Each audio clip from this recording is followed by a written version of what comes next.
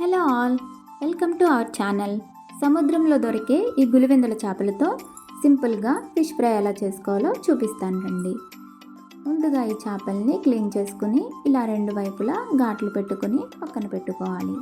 ఇప్పుడు దీంట్లో రుచికి సరిపడా సాల్ట్ వేసుకుని కొద్దిగా కారం, కొంచెం పసుపు,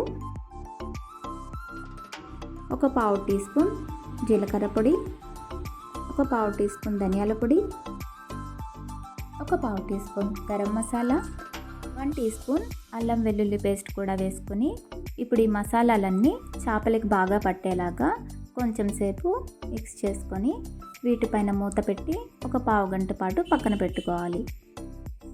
ఇప్పుడు వీటిని ఫ్రై చేసుకోవడం కోసం వెడల్పుగా ఉండే ఒక నాన్ స్టిక్ ప్యాన్ తీసుకుని దాంట్లో కొంచెం ఆయిల్ వేసుకుని చేప ముక్కలన్నింటినీ స్ప్రెడ్ చేసుకోవాలి.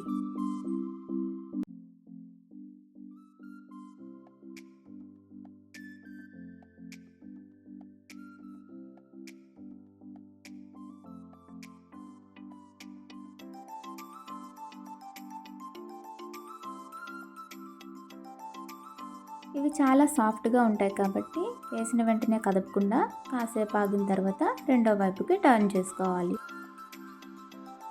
ఇప్పుడు దీంట్లో కొంచెం కరివేపాకు వేసుకొని ఫ్రై చేసుకుంటే ఫ్లేవర్ అంతా చేప ముక్కలన్నింటికి పట్టి చాలా బాగుంటుంది.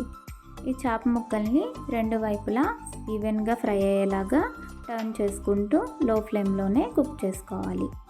ఇవి ఇలా మంచి కలర్ వచ్చేంత వరకు రెండు వైపులా ఫ్రై చేసుకుని డిష్ అవుట్ చేసుకోవాలి. ఇవి సైడ్ డిష్గా కానీ స్టార్టర్స్గా కానీ తినడానికి చాలా బాగుంటాయి. ఈ చేపలు దొరికినప్పుడు ఇలా ఒకసారి ఫ్రై చేసి చూడండి, టేస్ట్ చాలా బాగుంటుంది. థ్యాంక్స్ ఫర్ వాచింగ్ అండి.